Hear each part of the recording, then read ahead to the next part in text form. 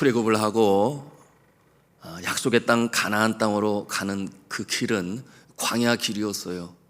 그러니 그 땅이 척박하여 농사를 할 수 없으니, 여러분, 그 광야에는 과실도 없어요. 채소도 얻을 수가 없습니다. 그러므로 그들은 하나님께서 내려주시는 만나, 낮과 밤의 기온 차이가 심한 광야에 밤사이 떨어지는 이슬과 더불어 동이 트기 전에 하나님께서 내려주시는 그 만나를 먹어야 했습니다. 쉽게 연상하면 이 통밀이나 호밀을 연상할 수 있겠는데요. 그래서 그대로 먹기는 힘이 드니 어떻게 하였다 그랬습니까? 우리 한번 민수기 11장 7절 8절 이 만나의 모습을 소개하고 있는데요. 같이 읽겠습니다. 7절 8절입니다. 시작. 만나는 가시와 같고 모양은 진주와 같은 것이라 백성이 두루다니며 그것을 거두어 맷돌에 갈기도 하고 절구에 찍기도 하고 가마에 삶기도 하여 과자를 만들었으니 그 맛이 기름 섞은 과자 맛 같았더라. 그러니 그대로 먹기 힘드니 맷돌에 갈아야 하고 절구에 찍기도 하고 그런가 하면은 가마에 삶기도 하였다 그랬어요. 그래서 과자나 또는 빵과 같은 모습으로 만들어 먹었습니다. 근데 말씀해 보니 기름에 섞은 과자와 같은 맛이다. 그래서 제 마음에 쉽게 연상을 하니 딱 군에서 먹던 건빵이 생각이 났어요. 그렇지 않겠습니까? 그래서 제가 지난 주간에 그 효도 관광할 때 제가 받은 건빵이 있었거든요. 우리 성도님이 이렇게 제공을 해주셔서, 그래서 건빵을 꺼내가지고 하나씩 둘씩 씹으면서 오늘 말씀 만나가 이런 맛일까? 그러면서 그 건빵을 먹으면서 말씀을 묵상하게 되니까 그것도 참 은혜가 되더라고요. 그런데 건빵 맛이 괜찮지 않겠습니까? 자, 그런데 오늘 성경에 보니 이스라엘 백성들이 바로 이 만나 때문에 불평하고 원망하는 그런 모습이에요. 왜 매일 만나만 먹느냐 그거죠. 고기를 먹을 수 없겠느냐. 애굽에서 먹었던 기억이 있어요. 여러분, 목구멍이 포도청이라는 그런 말도 있는데요. 5절에 보니 그들이 뭐라고 하는가. 5절 말씀 같이 봅니다. 읽습니다. 시작. 우리가 애굽에 있을 때에는 값없이 생선과 오이와 참외와 부추와 파와 마늘들을 먹은 것이 생각나거늘. 이 불평을 하던 이스라엘 백성들이 급기야는 원망에 가득 차서 울어요. 원망 소리가 하늘을 찌릅니다. 여러분, 그 원망이 누구를 향합니까? 모세를 향하는 거죠. 그러니 이 모습을 보는 모세의 마음이 아파요. 그들이 한편으로 밉고 또 한편으로는 이해가 되기도 해요. 그런데 해결할 수 없으니 참 난감하죠. 하나님의 명령대로 약속의 땅으로 이 행진할 모든 준비를 마치고 출발을 하게 되었는데 몇 날이 못 되어 이와 같은 상황에 처하게 되었습니다. 이런 일이 벌어지게 되니 모세도 당황합니다. 더욱이 그 수많은 이 이스라엘 백성들 앞에서 이 원망 들을 사람은 자신 혼자예요. 그러니 그 중압감, 이루 말할 수가 없어요. 그 수많은 이스라엘 백성 앞에서 혼자인 이 모세의 모습. 여러분, 그래서 지도자는 늘 외로운 것이죠. 특별히 난관을 맞이할 때 군중은 이 지도자를 바라봅니다. 해결을 해야만 앞으로 전진해 나갈 수 있습니다. 이 중압감에 견디지 못한 이 모세가 하나님 앞에 하소연을 해요. 그런 내용이 이제 11절부터 15절까지 긴 내용으로 나타나는데, 여러분, 그 내용은 이러합니다. 왜 나를 택하셔서 지도자로 만드셔서 이 어려움에 봉착하게 하시고 어떻게 해야 하겠습니까? 이스라엘 백성들이 원망합니다. 돌아가기를 바랍니다. 만나만 먹는 것에 이제는 더 이상 참을 수가 없어 고기가 먹고 싶다고 불평하소연을 하는데 내가 어떻게 해야 합니까? 여러분, 여기서 이 지도자의 고뇌가 배어져 나옵니다.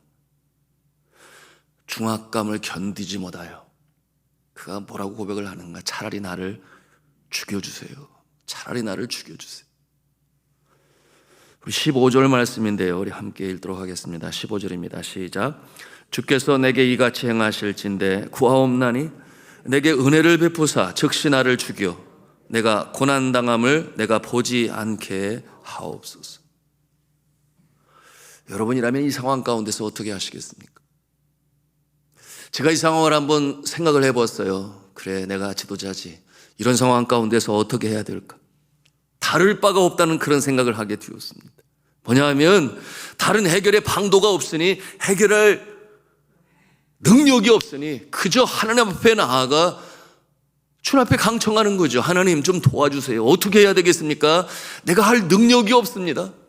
그러므로 하소연하고 강청하고 눈물로 주님 앞에 아뢰야 하는 이 모세의 모습, 다를 바가 없죠. 2015년 4월 달에 네팔의 대지진을 경험하면서 저는 이 지도자의 고뇌를 체험하고 경험할 수 있었습니다. 교실로 사용하던 이 4층짜리 건물 2개가 그렇게 큰 지진으로 흔드니 벽에 균열이 가고 어느 정도였는가 안에서 밖에 햇빛이 들어올 정도로, 보일 정도로 그렇게 균열이 갔으니 그 건물 안에 16개의 교실이 있었는데 더 이상은 사용할 수가 없는 그런 형편이 되었어요. 정부의 지시에 따라서 학교 수업들은 전부 무기한 연기되었습니다. 제 마음에 제일 먼저 떠오르는 생각은 교직원들이었죠. 수업이 중단이 되니, 여러분 그 나라는 매달 첫날에 월사금이라고, 옛날에 우리나라도 그랬어요.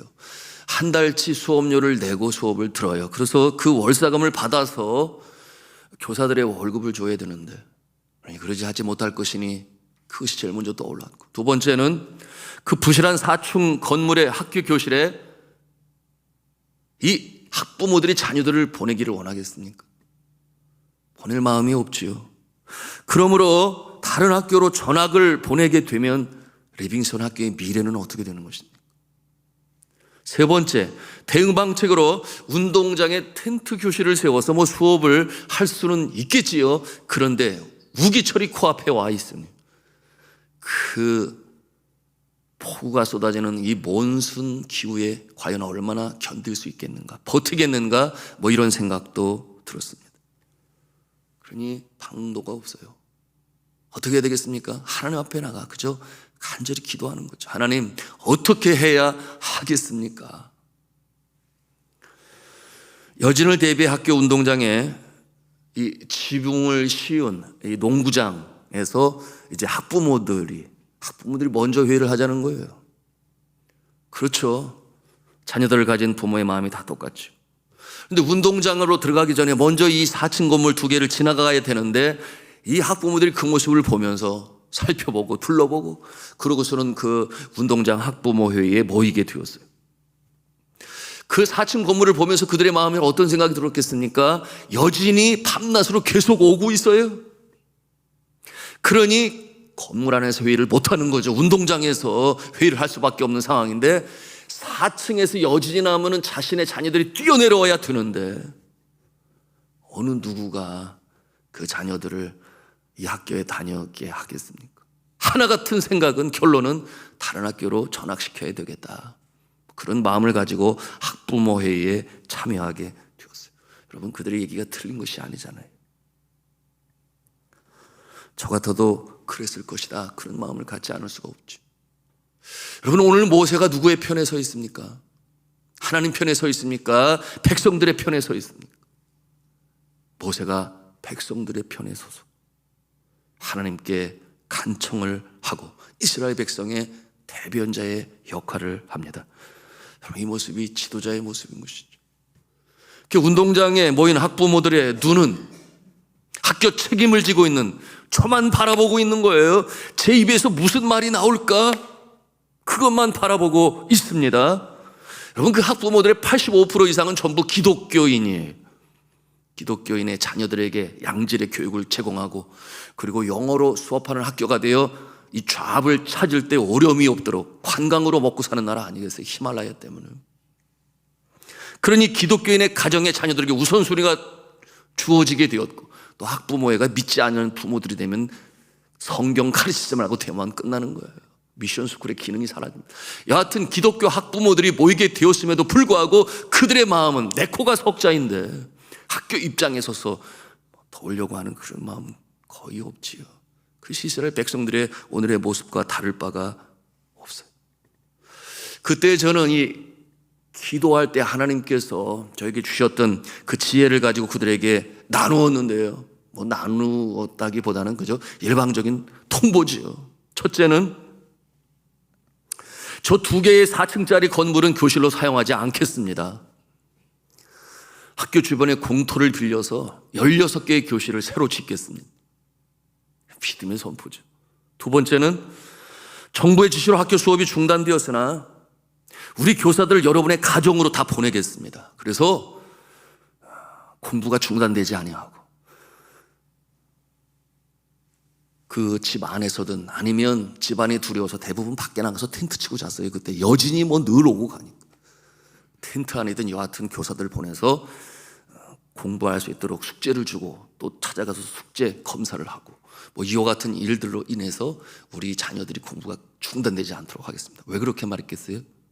그러니 월사금을 좀 내주십시오. 교사들 먹고 살아야 되니까. 세 번째 제가 말씀한 것은 정부가 학교 수업 허락하게 되면 임시 방편이지만 운동장에 텐트를 치고 그리고 수업을 하겠습니다.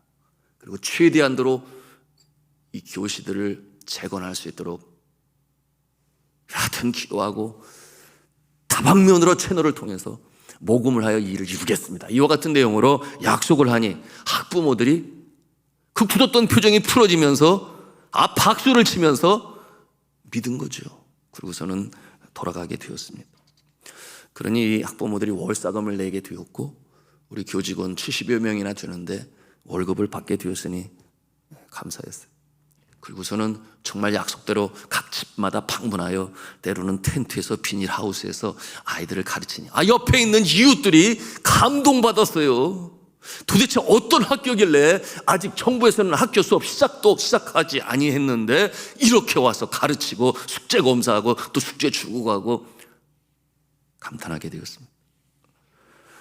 그리고 저는 기도하면서 여기저기에 모든 채널을 가동해서 모금을 하게 되었는데 하나님께서 그 가운데 친히 개입하시니 지진 때문에 다 어려우니까 그 인색했던 이웃들이 공터를 장기 계약으로 내주게 되었고 그것이 감사했고, 두 번째는 그 외에다가 교실을 짓는데 16개의 교실이 1억 8천만 원이 4개월 안에 모금이 되고 4개월 안에 교실들을 1층으로 새로 짓게 되었으니 여러분 그야말로 지진은 재앙이었으나 전화위복의 역사가 시작이 되어서 더 많은 학생들이 몰려들게 되었으니 1층이니까 쿵 하고 흔들리는 적이 여러 번 있었는데 그때마다 바로 그냥 뛰어나가서 공터에 앉아 있으면 돼요. 위에 층에서 뛰어내려올 필요도 없으니 너나 할 것 없이 아이들의 손을 잡고 등록을 시키는 그런 역사가 일어나게 되었던 것입니다. 너무 감사했죠. 그런데 이런 일도 있었어요. 그 2개의 4층 건물의 월세가 비싸요. 그러니 빨리 물건들을 빼내서 우리는 더 이상 사용하지 않습니다. 이렇게 해야 되잖아요. 그런데 그 물건을 끄집어내기 위해서는 여전히 낮과 밤으로 이어지고 있는데 누가 거기 들어가야 돼요? 누가 들어가야 되겠어요? 지도자가 먼저 들어가야 되겠지. 그래서 그날 그 짐들을 끄집어내는 날 그 교직원들과 제가 모여서 함께 손을 잡고 기도를 했죠. 그러고서 올라가야 되는데 다들 주저주저 하니 저와 제 아내가 먼저 올라갔어요. 긴장이 될 수밖에 없지요. 그러는 가운데 물건을 막 하는데 한 10여 분이 지나니까 우리 선생님들이 1명, 2명 그렇게 그 건물로 올라오는 거예요. 보는데 선생님만 올라오는 게 아니라 보니까 언제 왔는지 소식을 듣고 이 학생들이 또 다 와가지고 함께 그 물건들을 꺼내게 되니 그날 모든 일을 다 마칠 수 있었어요. 그러니 더 이상 월세를 내지 않게 되었으니 저희 입장에서는 재정적으로 많은 도움이 될 수 있었습니다. 모세가 기도를 해요. 지도자이기 때문에. 뭐라고 하나님께 기도를 합니까? 왜 이렇게 하나님께서 사랑하시는 백성들에게 고기를 주셔야 되지 않겠습니까? 그런데 나는 능력이 없습니다. 어떻게 해야 되겠습니까? 그런 기도할 때 하나님께서 야, 이 모세야, 너 이렇게 믿음이 약하냐? 내가 만나로 주고 있는데 왜 그것으로 만족하지 못하느냐? 하나님께서 꾸중하시나요? 그렇지 않아요. 왜냐하면 지도자의 마음에는 이스라엘 백성들을 여하튼 약속의 땅으로 인도하고 들어가야 될 책임이 있으니, 이 상황에서 중단할 수 없으니 그 마음을 하나님이 읽으시는 거죠. 그래서 하나님께서 어떻게 하십니까? 70명의 장로를 세우라 그래요. 여러분, 그 내용이 오늘 17절의 말씀인데요, 우리 17절의 말씀, 16절 말씀 같이 16절 말씀 읽겠습니다. 시작. 여호와께서 모세에게 이르시되 이스라엘 노인 중에 내가 알기로 백성의 장로와 지도자가 될 만한 자 70명을 모아 내게 데리고 와 회막에 이르러 거기서 너와 함께 서게 하라. 아멘. 왜 그렇게 하셨어요? 너 혼자 그렇게 끌어안고 중압감 때문에 스트레스 받아서 차라리 나를 죽여 주시옵소서 그렇게 하지 말고 함께 기도하고 함께 일을 할 수 있는 장로들을 세우라. 이와 같은 내용으로 지혜를 주십니다. 여러분, 그렇지 않습니까? 교회도 마찬가지예요. 교회가 담임 목사 혼자 이끌고 갑니까? 아마도 교회 개척할 때는 그럴지 모르겠어요. 그러나 어느 정도 수준이 되고 성도들이 모이기 시작하면 당연하지요. 장로님들 세워야죠. 저는 참으로 감사한 것이 우리 교회 장로님들이 이와 같은 역할로 충성하시고 최선을 감당하신, 여러분 10개 위원회 각 일들을 우리 장로님들이 참 충성되게 잘 감당해요. 저는 너무나 감사하고 또한 이 목회를 어려움 없이 또 이루어 가고 있습니다. 여러분, 이 장로님을 세우게 된 배경이 무엇인가요? 오늘 말씀을 통해서 보여주시는데요, 17절 말씀을 같이 읽겠습니다. 시작. 내가 강림하여 거기서 너와 말하고 내게 임한 영을 그들에게도 임하게 하리니 그들이 너와 함께 백성의 짐을 담당하고 너 혼자 담당하지 아니하리라. 뭐라고 말씀하세요? 내게 임한 영, 여호와의 영, 모세에게 임한 여호와의 영, 그 영을 그들에게도 부어주리니. 여러분, 그들이 성령으로 충만할 때에 놀라운 역사, 새로운 역사, 이 상황을, 이 난제를 풀어나가야 할 상황으로 하나님께서 새 역사를 이루실 것이다 하는 그 역사를 이루실 것을 하나님께서 그렇게 이루시는 것이죠. 여러분, 이 모세 곁에 세운 이 70 장로들을 통해서 어떤 일이 벌어지는가? 그들이 성령으로 충만하게 되네. 일에 대하여 여호수아가 등장하고 왜 그들에게 영이 임하여 방언으로 말하는 것을 그냥 내버려 둡니까? 멈추게 하세요. 뭐 이런 이야기들도 나오고 있지만 여하튼 결론적으로 보면 그들이 하나님의 영으로 충만하게 되니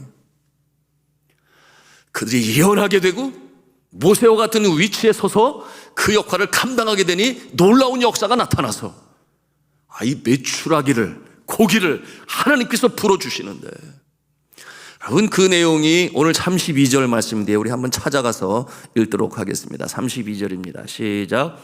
백성이 일어나 그날 종일 종야와 그 이튿날 종일토록 메추라기를 모으니 적게 모은 자도 10호멜이라 그들이 자기들을 위하여 진영 사면에 퍼두었더라. 아멘. 여러분, 한 호멜이 얼마나 되느냐? 220리터예요.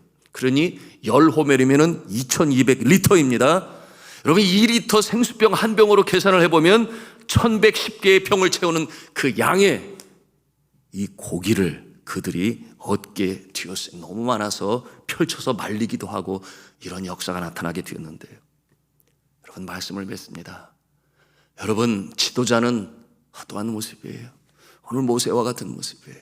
가정에는 가정의 지도자가 있으니 가장이요, 일터의 사업장에 지도자가 있으니 사업주요. 그런가 하면은 여러분, 구역 안에는 구역장이 있고 교회는 주의종이 있고 단체는 단체의 장이 있고 나라에는 대통령이 있어요.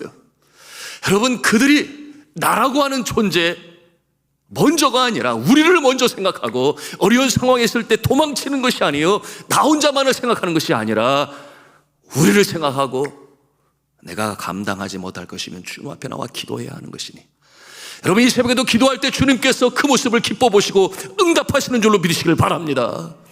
우리 어렵고 힘들어 주여 내 능력으로 불가능합니다. 그러니 주님 앞에 아뢰옵니다. 눈물로 간청할 때 하나님께서 기뻐 보신다. 그 기도를 들으시고 그래 내가 너를 지도자로 세웠으니 내가 역사하리라. 그러나 혼자 하려 하지 말고 주님께서 사랑하시는 자들을 세워 내가 그들에게도 여호와의 영으로 충만케 할 것이니 함께 난제를 풀어가라 난관을 극복해라 하시니 여러분 이 새벽에도 우리가 혼자 기도하는 것이 아니요 함께 기도하고 있으니 주님 앞에 감사하며 기도로 매진하여 하나님의 응답으로 난관을 뚫고 나가시는 저와 여러분 되시기를 주님의 이름으로 축원합니다.